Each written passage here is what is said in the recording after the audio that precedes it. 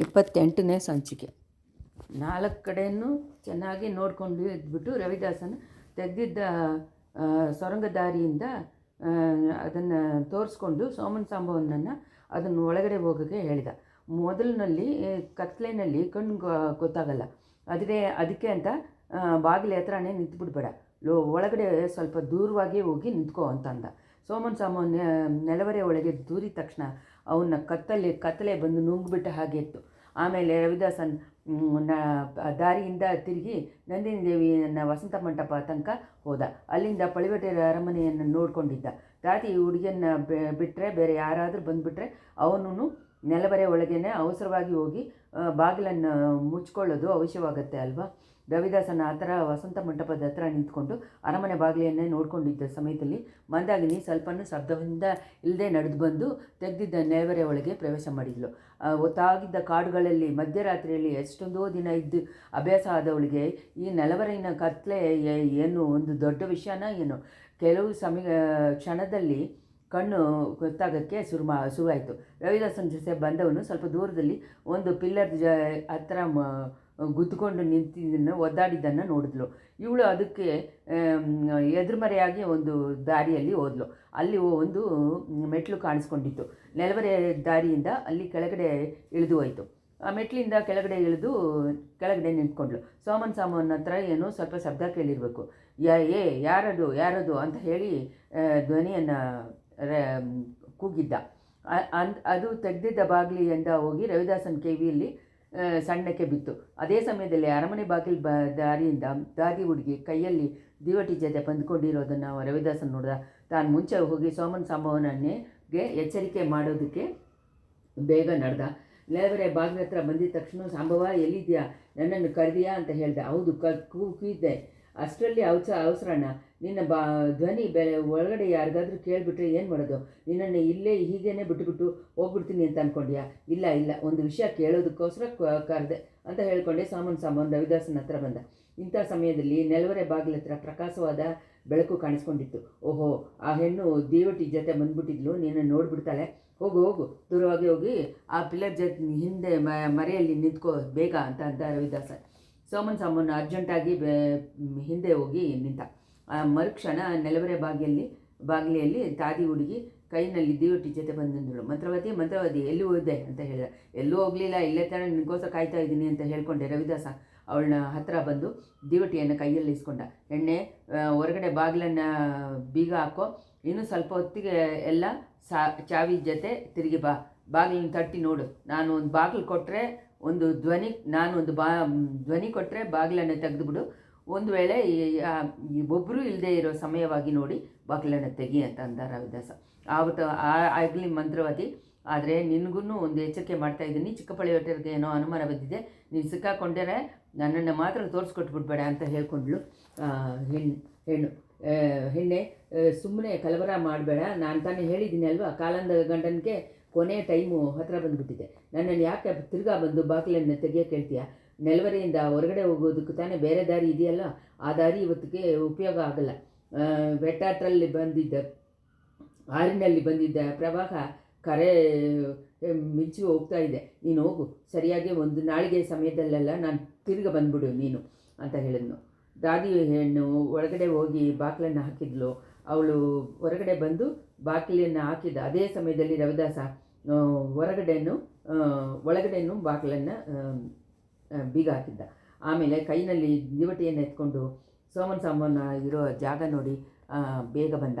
ಸಾಂಬವ, ನನ್ನನ್ನು ಯಾಕೆ ಏನೋ ಕೇಳಬೇಕು ಅಂತ ಹೇಳಿದೆಯಲ್ಲ, ಇವಾಗ ಕೇಳು ಅಂತಂದ. ನೀ ಇದಕ್ಕೆ ಮುಂಚೆ ಒಂದು ಸತಿ ಇಲ್ಲಿ ಬಂದಿಯಾ ಅಂತ ಸೋಮನ ಸಾಂಬವನ್ ಕೇಳಿದ. ಒಂದು ಸತಿ ಏನೋ, ಎಷ್ಟೋ ಸತಿ ಬಂದಿದ್ದೀನಿ. ನಾವು ಸೇರಿಸಿ ಇಟ್ಟಿರುವ ಸಾಮಾನೆಲ್ಲ ಬೇರೆ ಎಲ್ಲಿಂದ ಬಂದಿದೆ ಅಂತ ಅಂದ್ಕೊಂಡ್ಯಾ ಅಂತ ಅಂತ ರವಿದಾಸ. ನಾನು ಅದನ್ನು ಕೇಳಲಿಲ್ಲ. ನೀನು ಈಗ ಸ್ವಲ್ಪ ಮುಂಚೆ ನನ್ನನ್ನು ಇಲ್ಲಿ ಬಿಟ್ಬಿಟ್ಟು ಹೊರಗಡೆ ಹೋಗಿದೆಯಲ್ವಾ, ತಿರ್ಗಾನು ಈಗ ತಾನೇ ಬಂದಿದ್ದೀನಿ. ಮಧ್ಯದಲ್ಲಿ ಒಂದು ಸತಿ ಬಂದಿಯಾ? ಮಧ್ಯದಲ್ಲಿ ಬಂದಿಲ್ಲ, ಕೊನೆಯಲ್ಲೂ ಬಂದಿಲ್ಲ. ಯಾತಕ್ಕೋಸ್ಕರ ಕೇಳ್ತಾ ಇದೆಯಾ? ನೀನು ಹೋಗಿದ್ದು ಸ್ವಲ್ಪ ಹೊತ್ತಿಗೆಲ್ಲ ಬಾಗಿಲ ಹತ್ರ ಬೆಳಕು ಟಕ್ಕಂತ ಮರೆಯಾಗ್ಬಿಡ್ತು. ನಾನು ಹೋಗಿ ಪಿಲ್ಲರ್ ಹತ್ರ ಗುದ್ದುಕೊಂಡೆ. ಒಂದು ವೇಳೆ ಬಾಗಿಲು ತಾನಾಗಲೇ ಮುಚ್ಕೊಂಡು ತೆಗೆದಿರುತ್ತೆ. ಯಾವುದೋ ಒಂದು ರೂಪ ಒಳಗಡೆ ಬಂದ ಹಾಗೆ ಅನಿಸಿತ್ತು. ಮೆಟ್ಲಿನ ಶಬ್ದ ಎಲ್ಲ ಕೇಳ್ತಾ ಇತ್ತು ಚೆನ್ನಾಗಿ. ನಿನಗೆ ಏನೋ ಚಿತ್ತಭ್ರಮೆಯಾಗಿರ್ಬೇಕು. ಈ ನೆಲವರನೇ ಹಾಗೇನೆ ಕತ್ಲೆಯಲ್ಲಿ ನೆರಳಾಗೆ ಕಾಣುತ್ತೆ, ದಿಢೀರಂತ ಬೆಳಕು ಉಂಟಾಗಿ ಹೋಗುತ್ತೆ, ವಿಚಿತ್ರವಾದ ಶಬ್ದವೆಲ್ಲ ಕೇಳುತ್ತೆ. ಇಲ್ಲಿ ದೂರಿದವರು ಕೆಲವರು ಭಯಭ್ರಾಂತಿಯಿಂದನೇ ಸತ್ತೋಗಿದ್ದಾರೆ. ಅವ್ರುಗಳ ಮೂಳೆಗಳೆಲ್ಲ ಅಲ್ಲೆಲ್ಲಿ ಬಿದ್ದಿದೆ. ಪಳುವೇಟಯ್ಯನಿಗೆ ಬೇಕು ಅಂತಲೇ ಆ ಮೂಳೆಗಳನ್ನೆಲ್ಲ ಎತ್ತದೇ ಬಿಟ್ಟಿದ್ದಾನೆ. ಯಾರೂ ಅರಿಯದೆ ಈ ನೆಲವಯ ಒಳಗೆ ತೂರವರು ಈ ಮೂಳೆಗಳೆಲ್ಲ ನೋಡಿ ಭಯಪಟ್ಟು ಸಾಯಲಿ ಅಂತ ಹೇಳಿ ಆ ಥರ ಯಾರಿಗೂ ಗೊತ್ತಿಲ್ಲದೆ ಈ ನೆಲವರೆ ಒಳಗೆ ಪ್ರವೇಶ ಮಾಡೋಕ್ಕಾಗುತ್ತಾ ಏನು? ಸಾಧಾರಣವಾಗಿ ಯಾರೂ ತೂರೋಕ್ಕಾಗಲ್ಲ. ನನ್ನನ್ನು ಬಿಟ್ಟರೆ ಆ ಥರ ಯಾರೂ ಬಂದಿರ್ತಾರೆ ಅಂತ ನನಗೆ ಅನಿಸ್ಲಿಲ್ಲ. ನಾನು ಚಿಕ್ಕರಾಣಿ ಅಲ್ಲ ಅವಳ ಗೆಳತಿ ಹೆಲ್ಪಿಂದಾನೇ ಇಲ್ಲಿ ಬಂದಿದ್ದೀನಿ. ಮತ್ತು ಈ ಮನುಷ್ಯರುಗಳ ಮೂಳೆಗಳ ಬಗ್ಗೆ ಹೇಳ್ತಾ ಇದೆಯಲ್ಲ, ಅದನ್ನು ಪಳುವೇಟರು ಯಾರಾದರೂ ಭಯಂಕರವಾಗಿ ದಂಡನೆ ಮಾಡೋಕ್ಕೆ ಇಷ್ಟಪಟ್ಟರೆ ನೆಲವರೆ ಬಾಗಿಲನ್ನು ಲೇಸಾಗಿ ತೆಗೆದಿಟ್ಬಿಡ್ತಾನಂತೆ. ಆಮೇಲೆ ಪೊಕ್ಕಿಷ ನೆಲವರೆ ಹತ್ರ ಕೇಳಿದವರು ದುಡ್ಡಾಸೆಯಿಂದ ಇದರಲ್ಲಿ ದೂರ್ತಾರೆ. ಆಮೇಲೆ ಇದನ್ನು ಬಿಟ್ಟು ಹೊರಗೆ ಹೋಗೋದಿಲ್ಲ. ನೀನು ಒಬ್ಬನ್ನ ಬಿಟ್ಟರೆ ಇಲ್ಲಿ ಬಂದವನು ಯಾರೂ ಹೊರಗಡೆ ಹೋಗಿಲ್ಲ ಅಂತಲೇ ಹೇಳ್ತಾ ಇದೆಯಾ? ಮುಂಚೆ ಎಲ್ಲ ಆಗೇ ತಾನೆ. ಇವಾಗ ಇಬ್ಬರ ಬಗ್ಗೆ ನನಗೆ ಅನುಮಾನವಾಗಿದೆ. ಯಾರನ್ನು ಹೇಳ್ತೀಯ ಅಂತ ನಂಗೆ ಗೊತ್ತು. ವಲ್ಲವರೇನನ್ನು ಕಂದನ್ಮಾರನ್ನು ಹೇಳ್ತೀಯ, ಹೌದು. ಅವ್ರುಗಳನ್ನು ನಾವು ಇನ್ನೂ ಉಸಿರಿಂದ ಬಿಟ್ಟಿರ್ತೀವಲ್ಲ. ಎಷ್ಟು ಸತಿ ನಿನಗೆ ಹೇಳೋದು. ವಲ್ಲವರೆಯನ್ನು ಒಂದು ಮುಖ್ಯವಾದ ಕಾರ್ಯಕ್ಕಾಗಿ ಚಿಕ್ಕರಾಣಿ ಬಿಟ್ಟಿಟ್ಟಿದ್ದಾರೆ. ಸುಂದರ ಸವಳನ್ನು ನಾಶವಾಗುವಾಗ ವಂದಿತೆಯನ್ನು ಸಾಯ್ತಾನೆ. ಅದಕ್ಕೆ ಕಾಲ ಹತ್ತಿರ ಬಂದುಬಿಡ್ತು. ಬಾ ಈ ನೆಲವರೆ ಒಳಗೆ ಇರುವ ಸೊರಂಗ ದಾರಿಗಳೆಲ್ಲ ನಿನಗೆ ತೋರಿಸ್ತೀನಿ ಅಂತ ಒಂದು ಕೆಲಸದಲ್ಲಿ ಮಾತ್ರ ಜಾಗ್ರತೆಯಾಗಿದ್ದು. ಇಲ್ಲಿ ನವರತ್ನ ಕುಪ್ಪಲಾಗಿ ಇರೋ ಮಂಟಪ ಒಂದಿದೆ. ಅದರಲ್ಲಿ 100 ವರ್ಷಗಳಾಗಿ ಸೋಳಗಳು ಸೇರಿಸಿಟ್ಟಿದ್ದ ನವರತ್ನಗಳನ್ನು ಗುಂಪಾಗಿ ಹಾಕಿ ಇಟ್ಟಿದ್ದಾರೆ. ಅಲ್ಲಿ ಮಾತ್ರ ಹೋಗಿ ಸಿಕ್ಕಾಕೋಬೇಡ. ಆ ನವರತ್ನಗಳನ್ನು ಮೋಗದಲ್ಲಿ ಮನಸ್ಸನ್ನು ನೀನು ಕೊಟ್ಬಿಟ್ರೆ ನೀನು ಬಂದಿದ್ದ ಕೆಲಸ ಎಲ್ಲ ಮರ್ತೋದ್ರೂ ಹೋಗ್ಬಿಡ್ಬೋದು. ರವಿದಾಸ, ಯಾರನ್ನು ನೋಡಿ ಇಂಥ ಮಾತನ್ನು ಹೇಳ್ತೀಯ? ನೀನು ಹಾಗೆ ನಾನು ವೀರಪಾಂಡಿಯನ ತಲೆ ಇಲ್ಲದೆ ಇರುವ ಮೈ ಮೇಲೆ ಸತ್ಯ ಮಾಡಿಕೊಟ್ಟಿದ್ದೀನಿ ಅಲ್ವಾ? ಯಾರಿಲ್ಲ ಅಂತ ಹೇಳಿದರು ಅಂತ ನವರತ್ನ ಕುಂಪನ್ನು ನೋಡಿದರೆ ನನ್ನ ಮನಸ್ಸು ಕೂಡ ಸ್ವಲ್ಪ ಬೇಸರ ಆಗ್ಬಿಡ್ತು. ಅದರಿಂದಾನೇ ಎಚ್ಚರಿಕೆ ಮಾಡ್ತಾಯಿದ್ದೀನಿ. ಇರಲಿ, ಬಾ ಹೋಗೋಣ. ಮೊದಲು ಸೋಳ ಅರಮನೆಗೆ ಹೋಗೋ ದಾರಿಯನ್ನು ನಿನಗೆ ತೋರಿಸ್ತೀನಿ. ಅದನ್ನು ತೋರಿಸ್ಬಿಟ್ಟು ನಾನು ಹೋದ್ಮೇಲೆ ನೀನೇ ಸಾವಕಾಶವಾಗಿ ನೆಲವರೆ ಪೂರ್ತಿನೂ ಸುತ್ತಿ ನೋಡ್ಕೊ. ಮುಂಚೆ ಆಮೇಲೆ ಒಂದು ಸತಿ ಇದು ಉಪಯೋಗವಾಗಿರುತ್ತೆ. ರವಿದಾಸನ ದೀವಟಿಯನ್ನು ಹಿಡ್ಕೊಂಡು ಮೇಲೆ ನಡೆದ. ಸೋಮನ್ ಸಾಂಬನ್ ಪಕ್ಕದಲ್ಲೇ ಹೋದ. ಮುಂಚೆ ಒಂದು ಸಮಯ ದೊಡ್ಡ ಪಳುವೇಟರನ್ನು ಚಿಕ್ಕರಾಣಿ ನಂದಿನಿ ದೇವಿಯನ್ನು ಹೋಗಿದ್ದ ಅದೇ ದಾರಿಯಲ್ಲಿ ಅವರುಗಳು ಹೋದರು. ದೀವತಿಯನ್ನು ಹೊಗೆ ಸುತ್ತಕೊಂಡಿದ್ದ ಬೆಳಕಲ್ಲಿ ನೆಲವರೆಯ ಪಿಲ್ಲರ್ಗಳನ್ನು ಅವುಗಳ ನೆರಳನ್ನು ದೊಡ್ಡ ಕಪ್ಪಾದ ಭೂತಗಳ ಥರ ಅನಿಸಿತ್ತು. ಕತ್ತಲಿನಲ್ಲಿ ಬಾಳುವ ಇದು ಬ್ಯಾಟ್ಗಳು ಭಯಂಕರವಾದ ದೆವ್ವದ ಥರ ಕಾಣಿಸ್ಕೊಂಡಿತ್ತು. ಅಲ್ಲಲ್ಲಿ ಬ್ರಹ್ಮಾಂಡವಾದ ಸ್ಪೈಡರ್ ವೆಬ್ಗಳು ಇತ್ತು. ಅದರ ಮಧ್ಯದಲ್ಲಿ ರಾಕ್ಷಸವಾದ ಸ್ಪೈಡರ್ಗಳನ್ನು ಕಾಣಿಸ್ಕೊಂಡಿತ್ತು. ನೆಲದಲ್ಲೋ ವಿಚಿತ್ರವಾಗಿ ರೂಪಗಳು ಕೊಂಡಿದ್ದ ಜೀವರಾಶಿಗಳು, ಕೆಲವು ಅತಿ ವೇಗವಾಗಿಯೂ ಕೆಲವು ನಿಧಾನವಾಗಿಯೂ ಹಾರ್ಕೊಂಡು ಹೋಯಿತು. ರವಿದಾಸ ಹೇಳಿದಾಗೆ ಗೊತ್ತಿಲ್ಲದೇ ಇರುವ ಏನೇನೋ ಶಬ್ದಗಳು ಕೇಳಿತ್ತು. ಹೊರಗಡೆ ಇನ್ನೂ ಒಡ್ಕೊಂಡಿದ್ದ ಬಿರುಗಾಳಿ ಶಬ್ದನೂ ಎಲ್ಲೋ ಹೇಗಿಂದನೋ ಆ ಸೊರಂಗ ನೆಲವರೆ ಒಳಗೆ ಬಂದು ಪ್ರತಿಧ್ವನಿ ಮಾಡಿತ್ತು. ಸೋಮನ್ ಸಾಂಬನ್ ದಿಢೀರಂತ ಶಾಕಾಗಿ ನಿಂತು, ರವಿದಾಸ, ಏನೋ ಕಾಲಿನ ಹೆಜ್ಜೆ ಥರ ಕೇಳ್ತಾ ಇಲ್ಲ ಅಂತ ಕೇಳ್ದೆ ಏನು? ನಮ್ಮ ಕಾಲಿನ ಹೆಜ್ಜೆನೇ ಕೇಳ್ತಾ ಇದ್ದೆ. ಸುಮ್ಮನೆ ಭಯಪಡಬೇಡ. ಇವಾಗ ನಾನು ಇರುವಾಗಲೇ ಈ ಥರ ಭಯಪಟ್ಟಿದ್ದೇನೆ. ಇಲ್ಲಿ 2-3 ದಿವಸ ಹೆಂಗಿರ್ತೀಯ ಅಂತ ಹೇಳಿದೆ ರವಿದಾಸ.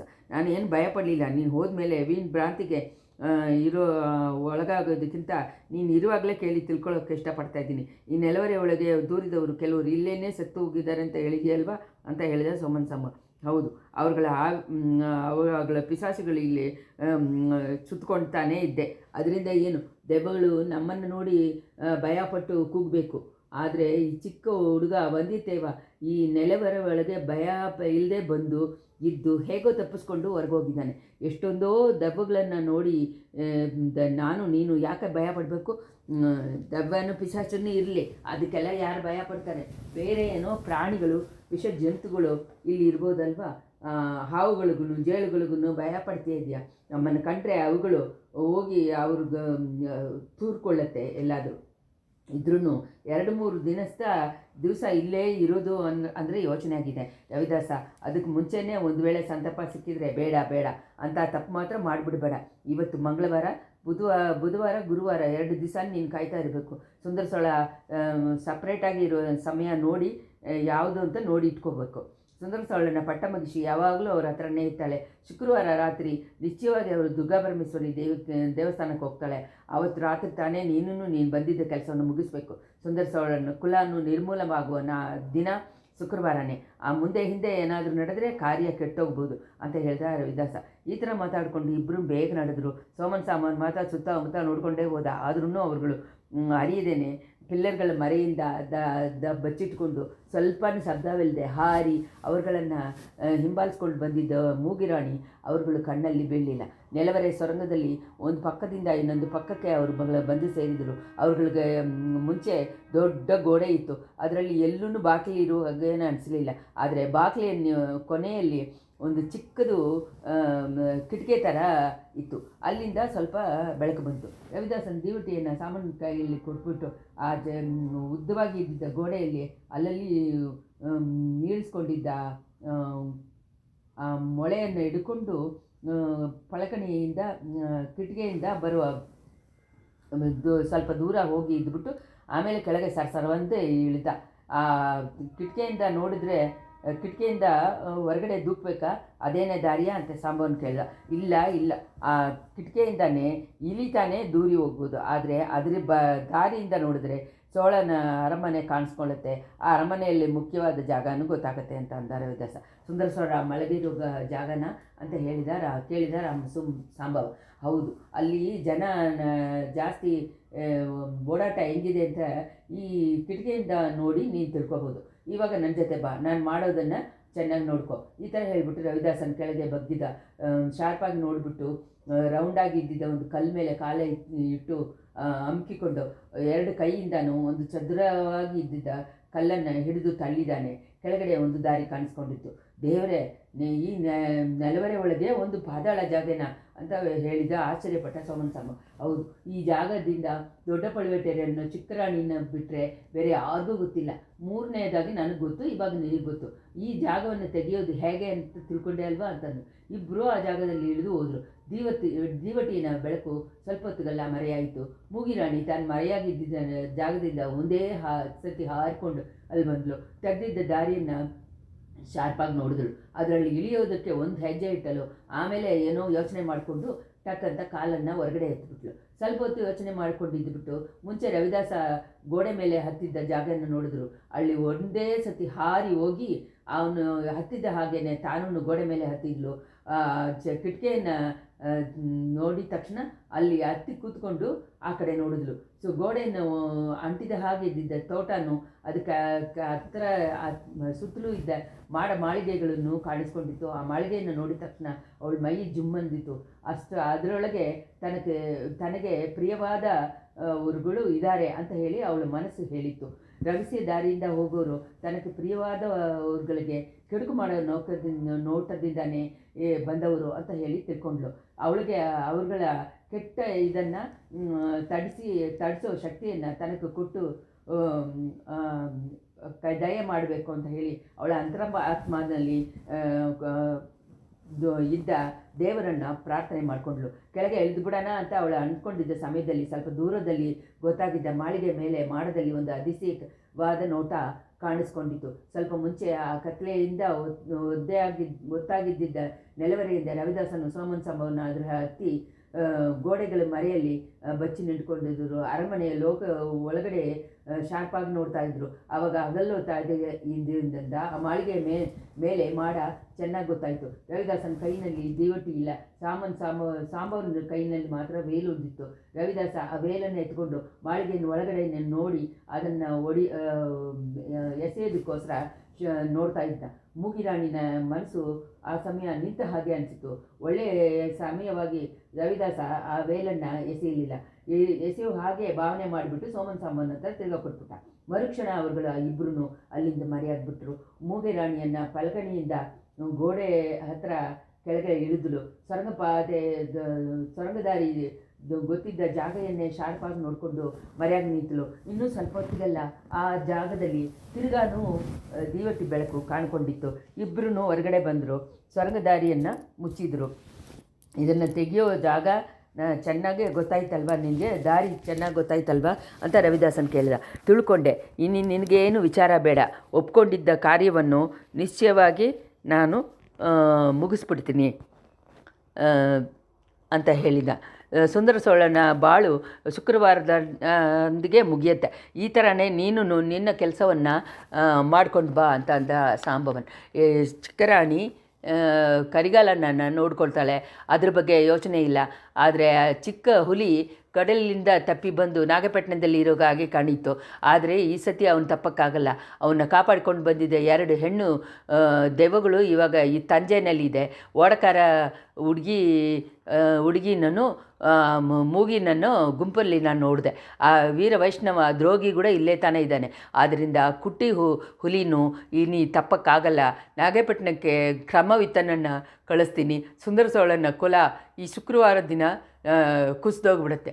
ಆಮೇಲೆ ಮಧುರಾಂಧ ದೇವ ಇರ್ತಾನಲ್ಲ, ಅವನು ಇದ್ದೇ ಇರಲಿ ಅಂತ ಒಂದು ಹುಚ್ಚ ನಾವು ಇನ್ನೂ ಸ್ವಲ್ಪ ಕಾಲಕ್ಕೆ ಸೋಳನಾಡು ಸಿಂಹಾಸನದಲ್ಲಿ ಇದ್ದು ಬರೋದು ತಾನೇ ಒಳ್ಳೆಯದು. ಪಾಂಡ್ಯ ಚಕ್ರವರ್ತಿಗೂ ಬಯಸು ಬರಬೇಕಲ್ವಾ ಅಂತ ಈಗ ಈ ಥರ ಮಾತಾಡಿಕೊಂಡೆ ರವಿದಾಸನ್ನು ಸೋಮನ್ ಸಾಂಬವನ್ನು ಬಂದ ಜಾಗೆಯಿಂದ ಬೇಗ ಹೋದರು. ಇಷ್ಟರಲ್ಲಿ 28ನೇ ಸಂಚಿಕೆ ಮುಗಿಯಿತು. ಸಂಚಿಕೆ 29. ಅವ್ರುಗಳು ಮರೆಯಾದ ಮೇಲೆ ಮೂಗಿರಾಣಿ ಸೊರಂಗದಾರಿಯಿಂದ ಕಾಣಿಸ್ಕೊಂಡಿದ್ದ ಜಾಗಕ್ಕೆ ಬಂದಳು. ಶಾರ್ಪಾಗಿ ನೋಡ್ತಾ ಇದ್ದಿದ್ದು ಆ ಜಾಗವನ್ನು ತೆಗೆಯೋಕ್ಕೆ ಟ್ರೈ ಮಾಡಿದ್ಲು, ಆಗಲಿಲ್ಲ. ರವಿದಾಸನ ಜಾಗವನ್ನು ತೆಗೆದಾಗ ಅವಳು ದೂರದಲ್ಲಿ ನಿಂತಿದ್ದ ತೆಗೆಯೋ ದಾರಿ ಅವಳಿಗೆ ಗೊತ್ತಾಗಲಿಲ್ಲ. ಇಬ್ಬರಲ್ಲಿ ಒಬ್ಬರಾದರೂ ಅಲ್ಲಿ ಕಟ್ಟಾಯ ತಿರುಗಿ ಬರ್ತಾರೆ ಅಂತ ಹೇಳಿ ಅವಳ ಮನಸ್ಸಿನಲ್ಲಿ ನಿಶ್ಚಯ ಆಗಿತ್ತು. ಆದ್ದರಿಂದ ಆ ಜಾಗದಲ್ಲೇ ಕಾದಿರಕ್ಕೆ ತೀರ್ಮಾನ ಮಾಡಿದ್ಲು. ಅವಳು ಎದುರು ನೋಡಿದ್ದರೂ ವೀಣೋಗಿಲ್ಲ. ರವಿದಾಸ ಹೊರಗಡೆ ಕಳಿಸ್ಬಿಟ್ಟು ಸೋಮನ್ ಸಾಮಾನಲ್ಲಿ ತಿರುಗಿ ಬಂದ. ಅವನ ಕೈನಲ್ಲಿ ದೀವಟಿ ಇತ್ತು, ಆದರೆ ಮುಂಚೆಕ್ಕಿಂತ ಸಣ್ಣದಾಗಿ ಉರಿತಾ ಇತ್ತು. ರವಿದಾಸನ ಹತ್ರ ಅವನು ಎಷ್ಟೋ ಧೈರ್ಯವಾಗಿ ತಾನೇ ಮಾತಾಡ್ತಾನೆ, ಆದ್ರೂ ಅವನ ಮನಸ್ಸಿನಲ್ಲಿ ಭೀತಿ ಹೋಗಲಿಲ್ಲ ಅನ್ನೋದು ಸುತ್ತಮುತ್ತ ಮೆರಳಿ ನೋಡಿಕೊಂಡು ಬಂದಾಗಲೇ ಗೊತ್ತಾಯಿತು. ಸೊರಂಗದಾರಿ ತೆಗೆದಿದ್ದ ಜಾಗದಲ್ಲಿ ಬಂದಿದ ತಕ್ಷಣ ಅವನು ಬೀದಿಯಿಂದ ಕೂತ್ಕೊಂಡ. ಸ್ವಲ್ಪ ಹೊತ್ತಿಗೆಲ್ಲ ದೀವಟಿ ಆರೋಗ್ಬಿಡ್ತು. ಆಮೇಲೆ ಅವನು ಗೋಡೆ ಕೊನೆಯಲ್ಲಿ ಇದ್ದಿದ್ದ ಕಿಟಕಿಯನ್ನು ಆವಾಗ ಮೇಲೆ ನೋಡ್ತಾ ಇದ್ದ. ಅದನ್ನು ಜಾಗದಿಂದ ಒಳಗಡೆ ಬಂದಿದ್ದ ಬೆಳಕು ಸ್ವಲ್ಪವಾಗಿ ಮಂಕಾಗಿ ಮರೆಯಾಗಿ ತಗ್ತು. ಚೆನ್ನಾಗೆ ಬೆಳಕು ಮಂಕಾಗಿ ಸೂರ್ಯ ಅಸ್ತಮನ ಆಗಿಬಿಡುತ್ತೆ ಅಂತ ತಿಳಿದ ಮೇಲೆ ಅವನು ಸೊರಂಗದಾರಿಯನ್ನು ತಿರುಗನ್ನು ತೆಗಿಯೋಕ್ಕೆ ಶುರು ಮಾಡಿದ. ಇವಾಗ ಮಂದಾಗ್ನಿ ಅದನ್ನು ಸಮೀಪವಾಗಿ ಬಂದು ನಿಂತ್ಕೊಂಡ್ಳು. ಆ ಜಾಗ ತೆಗೀತು. ಸೋಮನ್ ಸಾಮ ಅದರಲ್ಲಿಗೆ ಒಳಗಡೆ ಇಳಿಯಕ್ಕೆ ನೋಡ್ದ. ಆವಾಗ ಆ ನೆಲವರೆಯಿಂದ ಅವನಿಗೆ ತುಂಬ ಸಮೀಪದಲ್ಲಿ ಕ್ರೀಚ್ ಅಂತ ಒಂದು ಜೋರಾಗಿ ಒಂದು ಭೀತಿಯಿಂದ ಬರುವ ಧ್ವನಿ ಒಂದು ಕೇಳಿತ್ತು. ಸೋಮನ್ ಸಾಮ ತನ್ನ ಬಾಳಿನಲ್ಲಿ ಎಷ್ಟೊಂದು ಭಯಂಕರ ಒಳ್ಳೆಗಳನ್ನು ನೋಡಿದವನೇ, ಆದ್ರೂ ಅಂಥ ಒಂದು ಅಮಾನುಷವಾದ ಒಂದು ಶಬ್ದವನ್ನು ಅವನು ಕೇಳಿಲ್ಲ. ದೆವ್ವ ಬಂದಿರೋದೆ ಅನ್ನೋದಕ್ಕೆ ಹಾಗೇ ಇದ್ದು ಆ ಧ್ವನಿನೂ ಹಾಗೇ ಇದ್ದಿದ್ದರಿಂದ ಅದು ಹೀಗೆ ತಾನೇ ಇರಬೇಕು ಅಂತ ಅನಿಸಿತು. ಮೊದಲನೇ ಸತಿ ಆ ಕೂಗು ಕೇಳಿದ ತಕ್ಷಣ ಸಾಂಬವ ಸ್ವಲ್ಪ ಯೋಚನೆ ಮಾಡಿ ನಿಂತ. ಅದನ್ನು ಎಕ್ಕೋ ಹೋಗೋ ತನಕ ಅವನು ಕಾಯ್ತಾ ಇದ್ದ. 2ನೇ ಸತಿ ಆ ಧ್ವನಿಯನ್ನು ಕೇಳಿದ ತಕ್ಷಣ ಅವನ ಮೈ ಮೇಲೆ ಇರುವ ರೋಮಗಳೆಲ್ಲ ಹಂಗೇ ನಿಂತುಬಿಡ್ತು. 3ನೇ ಸತಿ ಇನ್ನೂ ಸಮೀಪದಲ್ಲಿ ಕೇಳಿದ ಮೇಲೆ ಅವನ ಸ್ಟ್ರಾಂಗ್ ಆಗಿದ್ದಿದ್ದ ಅವನ ಮನಸ್ಸು ಅದಲ ಕೊದಲ ಆಗಿಬಿಡ್ತು. ಅವನು ಆ ಕತ್ಲೆಯಾಗಿದ್ದ ನೆಲವರೆಯಿಂದ ದಾರಿ ಗೊತ್ತಾಗದೆ ಕುಡ್ಡಿ ಕಣ್ಣು ಕಾಣದಂಗೆ ಓಡೋಕ್ಕೆ ಶುರು ಮಾಡಿಬಿಟ್ಟಿದ್ದಾನೆ. ಅವನು ಮರೆಯಾಗಿದ್ದ ತಕ್ಷಣ ಮೂಗಿರಾಣಿ ಆ ಕಡೆ ಜಾಗದಲ್ಲಿ ಇಳಿದ್ಲು. ಸ್ವಲ್ಪ ಮೆಟ್ಲುಗಳು ಕೆಳಗೆ ಇಳಿದಿದ ತಕ್ಷಣ ಅದು ನೆಲವಾಗೇ ಇತ್ತು. ಅದರಲ್ಲಿ ಬೇಗ ನಡೆದು ಹೋದ್ಲು. ಸೋಮನ್ ಸಾಂಬ ಅವಳು ಇಳಿಯೋದನ್ನು ನೋಡಿದ್ದು ತಿರ್ಗಾ ಬಂದ್ರೂ ಅವಳನ್ನ ಹಿಡಿಯೋಕ್ಕಾಗ್ತಾ ಇರಲಿಲ್ಲ. ಅಷ್ಟು ಬೇಗ ನಡ್ಕೊಂಡು ಹೋದ್ಲು. ನರಕದಲ್ಲಿ ಹೋಗುವ ಕೊನೆಯೇ ಇಲ್ಲದೆ ಕತ್ಲೆ ಜಾಗದ ಹಾಗೆ ಅನಿಸಿತ್ತು. ಆದ್ರೂ ಅದಕ್ಕೂ ಒಂದು ಕೊನೆ ಇತ್ತು. ಉದ್ದವಾಗಿ ಇದ್ದಿದ್ದ ಗೋಡೆಯಲ್ಲಿ ಮುಗ್ದಿದ್ದ ಕಡೆ ಮೇಲೆ ಸ್ವಲ್ಪ ದಾರಿ ಕಾಣಿಸ್ಕೊಂಡಿತ್ತು. ಕೆಲವು ಮೆಟ್ಲುಗಳನ್ನು ಕೈಗೂ ಸಿಕ್ತು. ಅದರಿಂದ ಹತ್ತಿದ್ದಾಗ ತಲೆಯಲ್ಲಿ ದಿಢೀರಂತ ಏನೋ ಗುದ್ದಿತ್ತು. ಆ ಪಾತಾಳ ಜಾಗವನ್ನು ಮೆಟ್ಲುಗಳ ಮೇಲೆ ತಲೆ ಡ್ಯಾಶ್ ಹೊಡ್ಕೊಂಡ ಜಾಗಕ್ಕೂ ಮಧ್ಯದಲ್ಲಿ ಚಿಕ್ಕ ಜಾಗಗಳು ಕಾಣಿಸ್ಕೊಂಡಿತ್ತು. ಅದರಲ್ಲಿ ಒಂದರಲ್ಲಿ ತೂರಿ ಹೊರಗಡೆ ಬಂದಳು. ಸುತ್ತಲೂ ದೊಡ್ಡ ಭೂತ ರೂಪಗಳು ಕಾಣಿಸ್ಕೊಂಡಿತ್ತು. ಈಳನಾಡಿನಲ್ಲಿ ಬ್ರಹ್ಮಾಂಡವಾದ ಸೆಲೆಗಳನ್ನು ನೋಡಿದವಳು. ಆ ದೃಶ್ಯ ಅವಳಿಗೆ ಆಶ್ಚರ್ಯವನ್ನು ಉಂಟು ಮಾಡಿಲ್ಲ. ತಾನು ಹೊರಗಡೆ ಬಂದಿದ್ದ ಜಾಗ ಎಲ್ಲಿ ಮುಗಿಯುತ್ತೆ ಅಂತ ಹೇಳಿ ಚೆನ್ನಾಗಿ ನೋಡಿಕೊಂಡ್ಳು. 10 ತಲೆ ರಾವಣ ತನ್ನ 20 ಕೈಗಳಿಂದನೂ ಕೈಲಂಗಿರಿಯನ್ನು ಹಿಡಿದು ಎತ್ಕೊಂಡಿದ್ದಾನೆ. ಮಲೆಗೆ ಮೇಲೆ ಶಿವನು ಪಾರ್ವತಿಯೂ ಇದ್ದರು. ರಾವಣ ಮಲೆಯನ್ನು ಎತ್ತಿದ್ದಾಗ ಕೆಳಗಡೆ ಹಳ್ಳವಾಗಿತ್ತು. ಮೇಲೆ ಎತ್ತಿ ನಿಲ್ಲಿಸಿದ್ದ ಮಲೆಯನ್ನು ತನ್ನ 20 ಕೈಗಳಿನ್ನೂ ಒತ್ಕೊಂಡಿತ್ತು. ಅದರಿಂದ 2 ಕೈಗಳಿಗೆ ಮಧ್ಯದಲ್ಲಿ ಇದ್ದಿದ್ದ ಜಾಗದಿಂದ ಆ ಶಿಲ್ಪ ಮಂಟಪ ಒಳಗೆ ತಾನು ಪ್ರವೇಶ ಮಾಡಿರೋದನ್ನು ತಿಳ್ಕೊಂಡ್ಳು. ಕೈಲಂಗಿರಿಗೆ ಕೆಳಗಡೆ ಆ ಥರ ಒಂದು ಜಾಗ ಇದೆ ಅನ್ನೋದು ಸಾಧಾರಣವಾಗಿ ನೋಡೋರಿಗೆ ಒಂದು ದಿನವೂ ಗೊತ್ತಾಗಲ್ಲ. ಅದನ್ನು ಕೆಳಗಡೆ ಇಳಿದು ನೋಡ್ಬೋದು ಅಂತ ಯೋಚನೆಯೂ ಯಾರಿಗೂ ಬರಲ್ಲ. ಸಮಯದಲ್ಲಿ ಬಚ್ಚಿಟ್ಕೊಳ್ಳೋದು ಕೂಡ ಅದು ಸರಿಯಾದ ಜಾಗನೇ. ಕೆಲವು ಗಂಟೆ ಕಾಲ ಆ ಶಿಲ್ಪ ಸೊರಂಗ ದಾರಿಯಿಂದ ಅತಿಶಯವನ್ನು ನೋಡ್ಕೊಂಡು ಇದ್ದುಬಿಟ್ಟು ಮಂದಾಕಿನಿ ಆ ಶಿಲ್ಪ ಮಂಟಪದಿಂದ ಸುತ್ತಲೂ ನೋಡಿದ್ಲು. ಬೆಳಕು ತುಂಬ ಕಮ್ಮಿಯಾಗಿದ್ದಲ್ಲೂ ರಾತ್ರಿಯಲ್ಲಿ ನೋಡಿ ಅಭ್ಯಾಸ ಆಗಿದ್ದ ಅವಳ ಕಣ್ಣುಗಳಿಗೆ ಎಲ್ಲ ಚೆನ್ನಾಗಿ ಗೊತ್ತಾಯಿತು. ಒಂದು ಜಾಗದಲ್ಲಿ ಸೋಳಕೊಳದ ಮುನ್ನೋರುಗಳ ಒಬ್ಬರಾನ ಸಿಬಿ ಚಕ್ರವರ್ತಿ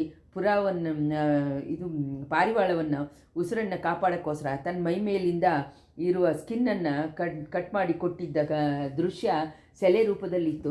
ಸಿಬಿಯನ್ನ ವಂಶದಲ್ಲಿ ಅವರುಗಳು ಬಂದಿದ್ದ ಇದರಿಂದ ಅದರಿಂದನೇ ಸೋಳರುಗಳಿಗೆ ಸೆಂಬಿಯನ್ ಅನ್ನುವ ಪಟ್ಟ ಹಕ್ಕಾಯಿತು.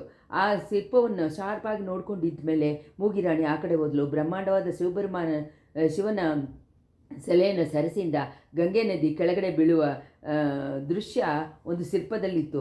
ಆ ಪಕ್ಕದಲ್ಲಿ ಭಗೀರಥ ಕೈ ಮುಚ್ಚಿದ ಹಾಗೆ ನಿಂತುಕೊಂಡಿದ್ದಾನೆ. ಕೆಳಗೆ ಬಿದ್ದಿದ್ದ ಭಾಗೀರಥಿ ನದಿ ಒಂದು ಬ್ರಹ್ಮಾಂಡವಾದ ಋಷಿಯನ್ನ ಬಾಯಿಯಿಂದ ಹೊರಗಡೆ ಬಂದು ಕಿವಿಯಿಂದ ಒಳಗಡೆ ಹೋಯಿತು.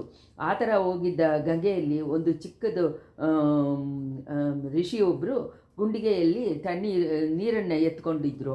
ಅವರು ತಾನೇ ಚಿಕ್ಕ ಋಷಿಯ ಅಂತ ಹೆಸರಾಗಿದ್ದ ಅಗಸ್ತ್ಯರಾಗಿರಬೇಕು. ಆ ಗುಂಡಿಗೆಯನ್ನು ಅವರು ಇನ್ನೊಂದು ಚಿಕ್ಕ ಮಲೆ ಮೇಲೆ ಕೌಚಿದ್ರು. ಗುಂಡಿಗೆಯಿಂದ ಹೊರಗಡೆ ಬಂದಿದ್ದ ನದಿ ಬರ್ತಾ ಬರ್ತಾ ದೊಡ್ಡದಾಗ್ಕೊಂಡು ಹೋಯಿತು. ಇಂಥ ಶಿಲ್ಪಗಂಗೆನಲ್ಲಿನೂ ಕಾವೇರಿಯಲ್ಲಿಂದು ಅವುಗಳನ್ನ ನಿರ್ಮಾಣ ಮಾಡಿದಾಗ ಆ ನೀರು ಹೋಗೋದಕ್ಕೆ ಆ ಜಾಗನೂ ಮಾಡಿರಬೇಕು. ಆದರೆ ಇವಾಗ ಅದರಲ್ಲಿ ನೀರಿಲ್ಲ. ಕಾವೇರಿ ನೀಲಿ ಬೆಂಡಾಗಿ ಮಲೆ ಕೆಳಗಿಂದ ಮರಗಳು ತುಂಬಿದ್ದ ಸೋಲೆಗಳಿಂದ ಹೋಗ್ತಾ ಇತ್ತು. ಆದರೆ 2 ಕಡೆನೂ ತುಂಬ ಶಿವನು ದೇವಸ್ಥಾನಗಳಿತ್ತು. ಕೊನೆಯಾಗಿ ಕಾವೇರಿ ಕಡಲಲ್ಲಿ ಸೇರುವ ಜಾಗದಲ್ಲಿ ಆ ಶಿಲ್ಪ ಮಂಟಪ ಮದಿಲ್ಗೋಡೆ ಇತ್ತು. ಏನೋ ಒಂದು ಅನುಮಾನ ಪಟ್ಟು ಮೂಗಿರಾಣಿ ಆ ಜಾಗದಲ್ಲಿ ಮದಿಲ್ಗೋಡೆಯಲ್ಲಿ ಕೈಯಲ್ಲಿ ನಿಂತು ಹಂಗೆ ಪ್ರೆಸ್ ಮಾಡಿದ್ಲು. ಚಿಕ್ಕ ಬಾಗಿಲು ಒಂದು ತೆಗೀತು. ಅದರಿಂದ ಹೊರಗಡೆ ಬಂದಳು. ಅವಳು ಹೊರಗಡೆ ಬಂದಿದ್ದ ಜಾಗ ಅರಮನೆ ತೋಟ. ಅದಕ್ಕೆ ಆ ಕಡೆ ತುಂಬ ಸಮೀಪದಲ್ಲಿ ಅರಮನೆಯನ್ನು ಉನ್ನತವಾದ ಮಾಡಗಳು ಕಾಣಿಸ್ಕೊಂಡಿತ್ತು. ಸುತ್ತಮುತ್ತ ನೋಡಿದ್ಲು. ಮಂಕಾಗಿದ್ದ ಸಾಯಂಕಾಲದ ಬೆಳಕಲ್ಲಿ ತೋಟದಲ್ಲಿ ಯಾರೂ ಇಲ್ಲ ಅಂತ ಗೊತ್ತಾಯಿತು. ಪಳುವೆಟರಿಯ ತೋಟಗಳಿಂದ ಬಿದ್ದು ಇದ್ದಿದ್ದ ಹಾಗೆಯೇ ಇಲ್ಲಿನ್ನೂ ಮರಗಳೆಲ್ಲ ಮುರಿದು ಬಿದ್ದಿತ್ತು. ಆದ್ದರಿಂದ ತೋಟದಲ್ಲಿ ಯಾರಾದರೂ ಇದ್ರೂ ಅವಳು ಶಿಲ್ಪ ಮಂಟಪದಿಂದ ಹೊರಗಡೆ ಬಂದಿದ್ದನ್ನು ನೋಡೋಕ್ಕಾಗಲ್ಲ. ಇನ್ನೂ ಚೆನ್ನಾಗಿ ಕತ್ಲೆ ಆಗಲಿ ಅಂತ ಹೇಳಿ ಆ ಶಿಲ್ಪ ಮಂಟಪದ ಹತ್ರನೇ ಕಾಯ್ತಾ ನಿಂತಿದ್ಲು. ಒಂದು ವೇಳೆ ಕೈನಲ್ಲಿ ವೇಲನ್ನು ಆ ಯಮಗಂಗರ ಬಂದರೂ ಬರ್ಬೋದು. ಆದ್ದರಿಂದ ಶಿಲ್ಪ ಮಂಟಪ ಒಳಗೇನೆ ಆವಾಗವಾಗ ಹತ್ತಿ ನೋಡ್ತಾ ಇದ್ಲು. ಅರಮನೆಯಲ್ಲಿ ದೀಪಗಳು ಒಂದೊಂದಾಗಿ ಬೆಳಕಾಗಿ ಉರಿಯೋಕ್ಕೆ ಶುರುವಾಯಿತು. ಸ್ವಲ್ಪ ಹೊತ್ತಿಗೆಲ್ಲ ಅರಮನೆ ಪೂರ ಒಂದೇ ಜ್ಯೋತಿಮಯವಾಗಿ ಕಾಣಿಸ್ಕೊಂಡಿತ್ತು. ಕೆಳಗಡೆ ಕೋಣೆಗಳಲ್ಲಿ ಹತ್ತಿಸಿದ ದೀಪಗಳು ಕಿಟಕಿಯಿಂದ ಬಂದು ಹೊರಗಡೆ ಬೆಳಕಾಯಿತು. ಮೇಲೆ ಮಾಡಗಳಲ್ಲಿ ಹತ್ತಿದ್ದ ದೀಪಗಳು ಆಕಾಶ ನಕ್ಷತ್ರದ ಜೊತೆ ಪೋಟಿ ಮಾಡಿಕೊಂಡು ಪ್ರಕಾಶ ಆಗಿತ್ತು. ಅಯ್ಯೋ, ಹಗಲೊತ್ತಕ್ಕಿಂತ ಈ ರಾತ್ರಿ ತುಂಬ ಅಪಾಯಕರವಾಗಿ ಅನಿಸುತ್ತೆ ಅಲ್ವಾ ಅಂತ ಮಂದಾಕಿನಿ ಅಂದ್ಕೊಂಡ್ಳು. ಅರಮನೆಯಲ್ಲಿ 4 ಕಡೆಯೂ ಚೆನ್ನಾಗಿ ನೋಡಿದ್ಲು. ಶಿಲ್ಪಮಂಟಪ ಸಮೀಪದಲ್ಲಿ ಅರಮನೆ ಜಾಗದಲ್ಲಿ ಮಾತ್ರ ತುಂಬ ದೀಪಗಳು ಇಲ್ಲ ಅನ್ನೋದನ್ನು ಗಮನಿಸ್ಕೊಂಡ್ಳು. ಕಾವೇರಿ ಪ್ರವಾಹದಿಂದ ತಾನು ಕಾಪಾಡಿದ್ದ ತನ್ನ ಉಸಿರುಗುಸಿರಾದ ತನ್ನ ಕುಮಾರನನ್ನು ಲಂಕೆಯಲ್ಲಿ ಕೊಲೆ ಮಾಡೋಕ್ಕೆ ಟ್ರೈ ಮಾಡಿದ್ದ ಪಾತಕನು ಅವನ ಗೆಳೆಯನು ಅರಮನೆಯಲ್ಲಿ ಈಗ ಜಾಗದಲ್ಲಿ ತಾನೇ ಮಾಡದಲ್ಲಿ ಹತ್ತಿ ನಿಂತರು. ರವಿದಾಸ ಇನ್ನೊಬ್ಬನ ಹತ್ರದಿಂದ ವೇಲನ್ನು ಎತ್ತಿ ಯಾರ ಮೇಲೋ ಎಸೆಯೋ ಥರ ನೋಡ್ತಾ ಇದ್ದ. ಒಳ್ಳೆಯ ಸಮಯವಾಗಿ ಈ ಜಾಗದಲ್ಲಿ ಜಾಸ್ತಿ ದೀಪಗಳು ಹತ್ತಲಿಲ್ಲ. ಅದಕ್ಕೆ ಕಾರಣ ಏನಾಗಿರ್ಬೋದು, ಒಳ್ಳೆಯದು, ಅದು ಬೇಗ ತಿಳಿದು ಬಿಡುತ್ತೆ ಅಂತ ಹೇಳಿ ಚೆನ್ನಾಗೆ ಅಸ್ತಮನ ಆಗಿ ಅರಮನೆ ತೋಟದಲ್ಲಿ ಕತ್ತಲೆ ಸುತ್ತಿದ ಮೇಲೆ ಮಂದಾಕಿನಿ ಶಿಲ್ಪಮಂಟಪದಿಂದ ಆ ಬಾಗಿಲತ್ರ ಬೇಗ ಹೆದರ್ಕೊಂಡು ಹೋಗೋ ಜಿಂಕೆಯನ್ನು ಫಾಸ್ಟ್ ಥರ ಹಾರಿ ಹೋಗಿ ಅರಮನೆಯನ್ನು ಸೇರಿದ್ಲು. ಅರಮನೆಯಲ್ಲಿ ಆ ಹಿಂದೆ ಜಾಗದಲ್ಲಿ ರೌಂಡಾಗಿ ಇದ್ದಿದ್ದ ತಾಳ್ವಾರನ್ನು, ಅದಕ್ಕೆ ಮೇಲೆ ಇದ್ದಿದ್ದ ವರಿಸೆಯಾದ ಸ್ತೂಪಗಳನ್ನು ಎಲ್ಲ ಕಡೆಯೂ ಮೇಲೆ ಮಾಡಗಳಲ್ಲಿ ಅಥವಾ ಮೆಟ್ಲುಗಳನ್ನು ಕಾಣಿಸ್ಕೊಂಡಿತ್ತು. ತಾಳ್ವಾರಗಳಲ್ಲಿ ದೊಡ್ಡ ಇದು ಪಾರ್ಟಿಗಳು ಮಾಡೋಕ್ಕೆ, ಅಡುಗೆ ಮಾಡೋಕ್ಕೆ ಇರುವ ದೊಡ್ಡ ದೊಡ್ಡ ತಾಮ್ರ ಪಾತ್ರೆಗಳು, ಬ ಹಳೆಯದಾಗಿ ಹೋಗಿದ್ದ ದಂತ ಪಲ್ಲಕ್ಕುಗಳು, ಒಡೆದಿದ್ದ ಸಿಂಗಾದನಗಳು, ಈ ಥರ ತುಂಬ ಸಾಮಾನುಗಳಿತ್ತು. ಅದರ ಮಧ್ಯದಲ್ಲಿ ಸ್ವಲ್ಪ ಹೊತ್ತು ಸುತ್ತಿ ನೋಡಿಬಿಟ್ಟು ಮಂದಾಗಿನಿ ಕೊನೆಯಾಗಿ ಒಂದು ಮೆಟ್ಲತ್ರ ಧೈರ್ಯವಾಗಿ ಹತ್ತಿದ್ಲು. ಕೆಳಗೆ ಇದ್ದ ಹಾಗೆ ಮೇಲೆ ಮಾಡದಲ್ಲೂ ರೌಂಡಾಗಿ ಇದ್ದಿದ್ದ ತಾಳ್ವಾರಗಳನ್ನು, ಅದರ ಮೇಲ್ಕೂರೆಯನ್ನು ತಾಳಿಸ್ಕೊಂಡಿದ್ದ ವಿಚಿತ್ರವಾದ ಪಿಲ್ಲರ್ಗಳನ್ನು, ತುಂಬ ಕೆಲಸ ಮಾಡಿದ್ದ ಕಿಟಿಕಿಗಳನ್ನು, ಚಂದ್ರ ಬರೋ ಜಾಗದಲ್ಲಿ ಇರುವ ಪಳಿಂಗಿ ಕಲ್ಲುಗಳು, ಮೇಡೆಗಳನ್ನು ಕಾಣಿಸ್ಕೊಂಡಿತ್ತು. ಮನುಷ್ಯ ಸಂಚಾರನೇ ಇರೋ ಹಾಗೆ ಅನಿಸಲಿಲ್ಲ. ಆ ಮೇಲೆ ಮಾಡಗಳಲ್ಲಿ ಮಂದಾಗಿನಿ ಸುತ್ತಿ ಅಲೆದಳು. ಮಾಡದಲ್ಲಿ ಒಳಗಡೆ ಕೊನೆಗೆ ಹೋಗೋಕ್ಕೆ ಅವಳು ತುಂಬ ಯೋಚನೆ ಮಾಡಿದಳು. ಒಂದು ಕಡೆ ಒಳಗಡೆಯಿಂದ ಕೆಳಗೆ ದೀಪ ಬೆಳಕು ಬರೋದನ್ನು ನೋಡಿ ಅಲ್ಲೋಗಿ ಪಿಲ್ಲರ್ ಮರೆಯಿಂದ ನಿಂತು ಹತ್ತಿ ನೋಡಿದ್ಲು. ಆಹಾ, ಅವಳು ನೋಡಿದ್ದೇನು?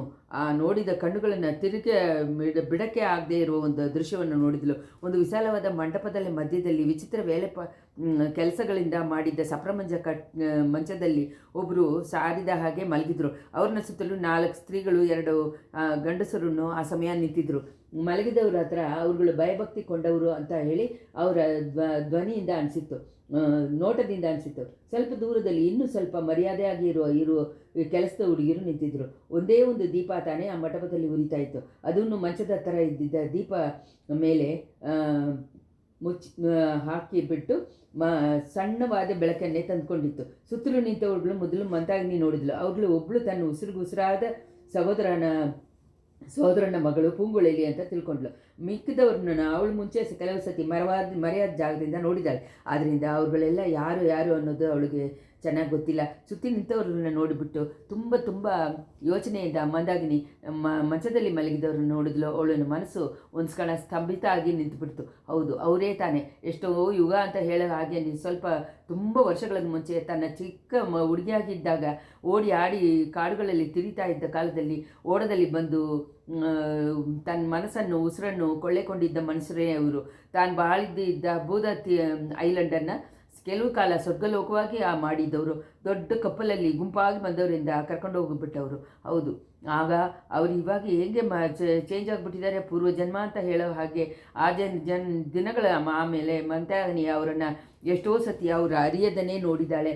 ಕಾವೇರಿ ನದಿಯಲ್ಲಿ ಉಲ್ಲಾಸವಾಗಿ ಹಡಗುಗಳಲ್ಲಿ ಅವರುಗಳು ಹೋದಾಗ ಕೆರೆಯಲ್ಲಿ ಇದ್ದಿದ್ದ ಒತ್ತಾಗಿದ್ದ ಪೊದೆಗಳು ಮಧ್ಯದಲ್ಲಿ ಬಚ್ಚಿಟ್ಟಿದ್ದು ನೋಡಿದ್ದಾಳೆ. ನಗರಗಳಲ್ಲಿ ಬೀದಿಗಳಲ್ಲಿ ಬಿಳಿ ಕುದುರೆಗಳ ಹಾಕಿದ್ದ ಚಿನ್ನದ ರಥದಲ್ಲಿ ಬೀದಿನಲ್ಲಿ ಬೀದಿಯಲ್ಲಿ ಬರ್ತಾ ಇದ್ದಾಗ ಗುಂಪಾಗಿ ನೋಡಿದ್ದಾಳೆ. ಆದರೆ ಕೊನೆಯಾಗಿ ಅವ್ರನ್ನ ನೋಡಿ ತುಂಬ ಕಾಲ ಆಗಿಬಿಡ್ತು. ಆದ್ದರಿಂದ ಆ ಕಾಲ ಒಳಗೇ ಈಗ ಅವರು ಬದಲಾಗಿದ್ದಾರೆ. ಮೊಗದಲ್ಲಿ ದಾಡಿ ಮೀಸೆ ಎಲ್ಲ ಬೆಳೆದಿತ್ತು. ಕೆನ್ನೆಗಳೆಲ್ಲ ಅಂಟ್ಕೊಂಡು ಒಣಗೋಗಿಬಿಟ್ಟಿತ್ತು. ಮನಸ್ಸಿನಲ್ಲಿ ಆ ಕಣ್ಣುಗಳಲ್ಲಿ ಒಂದು ಕಾಲದಲ್ಲಿ ಇದ್ದಿದ್ದ ಗಾಂಧದಾಗಿ ಇದ್ದ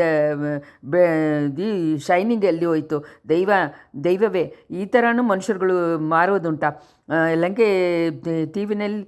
ಐಲ್ಯಾಂಡಲ್ಲಿ ವಿಷಜ್ವರದಿಂದ ಹಿಡ್ಕೊಂಡವರು ತುಂಬ ದಿನ ಆದಮೇಲೆ, ಕಾಯಿಲೆ ಆದಮೇಲೆ ಅವರು ಉಸಿರು ಹೋಗೋ ಸಮಯದಲ್ಲಿ ಮೂಗಿರಾಣಿ ಮಂದಾಗಿನಿ ನೋಡಿದ್ದುಂಟು. ಆಹಾ, ಒಂದು ಸಮಯ ಚಿನ್ನದ ಸೂರ್ಯನ ಹಾಗೆ ಪ್ರಕಾಶ ಮಾಡಿಕೊಂಡಿದ್ದ ಇವರು ಕಳೆ ತುಂಬಿದ ಮುಖನೂ ಇಷ್ಟಾಗಿ ಬದಲಾಗಿದೆಯಲ್ಲ. ಒಂದು ವೇಳೆ ಇವರ ಅಂತ್ಯಕಾಲನೂ ಬಂದುಬಿಡ್ತೋ? ದಿಢೀರಂತ ಮಂದಾಗಿನಿಗೆ ಆವತ್ತು ಸಾಯಂಕಾಲ ತಾನು ನೋಡಿದ್ದ ಭಯಂಕರವಾದ ದೃಶ್ಯ ನೆನಪಿಗೆ ಬಂತು. ಅವಳು ಆ ಸಮಯ ನಿಂತ ಜಾಗದಲ್ಲೇ ರವಿದಾಸನನ್ನು ಕೊಲೆಗಾರನು ಅವನ ಗೆಳೆಯನ್ನು ನಿಂತಿದ್ದರು. ಅಲ್ಲಿಂದ ತಾನೇ ವೇಲನ್ನು ಎಸೆಯೋಕ್ಕೆ ಗುರಿ ನೋಡಿದರು. ಒಂದು ವೇಳೆ ಮಂಚದಲ್ಲಿ ಮಲಗಿದ್ದವ್ರ ಮೇಲೆ ಎಸೆಯತ್ತಾನೇ ನೋಡಿದ್ರು. ಇಂತಹ ನೆನಪಿನಿಂದ ಮಂದಾಗಿನಿ ಮೈಯೆಲ್ಲ ಗಡಗಡ ಅಂತ ನಡಗಿತ್ತು. ಕಣ್ಣುಗಳನ್ನು ಸುತ್ತುಕೊಂಡು ಬಂತು. ಮಯಕ ಬರೋ ಹಾಗೆ ಇತ್ತು.